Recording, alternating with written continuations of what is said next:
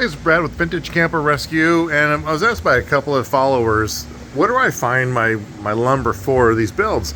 And frankly, where I live, there's only two choices, the big box store. So I have the capability to buy the 4x6 Doug fir lumber and mill it down on my table saw. So, you know, if you have a good table saw, what I've done is that these are 4x6s. You go to the big box store and you kind of look for ones that don't have a lot of knots in them. You can flip them around.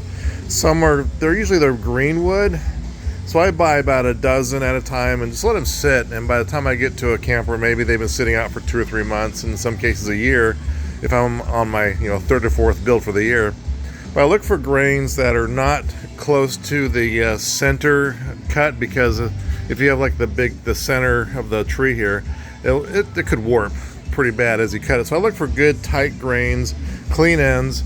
So this is what it looks like after I mill it. I can mill it to 1 inch thickness, 3/4 inch thickness, depending on what the demands of the original build is. This particular camper had a 1 inch thick, so I've got some super tight straight grains. And this is you try bending this grain, all these grains are running vertical or in this direction, so this is super strong strength on it. You can see where the end of this board had some pretty bad knots in it. So these two cuts I'm using as mid pieces, so like between windows and that stuff. So I'll use the good part of the wood, and then cut it here, and then use this good part of the wood for other little projects. So yeah, this is kind of how I've done it.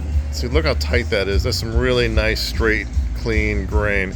So just if you have the capability, just buy your 4x6s, 8 or 10 footers, and just rip them down. I've had, my blade only goes up 3 inches, so I have to, run it through half and then flip it and run it through the other half, and it works really, really well. So that, folks, for those who were asking, is how I get really good, clean, straight Doug fir cuts. And Doug fir is pretty strong wood, so you do not have to buy the premium, pine or whatever from the stores. The wood's a little bit heavier than the pine, but I believe that a little bit of weight's okay when you consider the strength that it brings in over pine. Well, this is Brad with Vintage Camper Rescue, and just a little quick video on how I get all my different cuts for the builds. Thank you.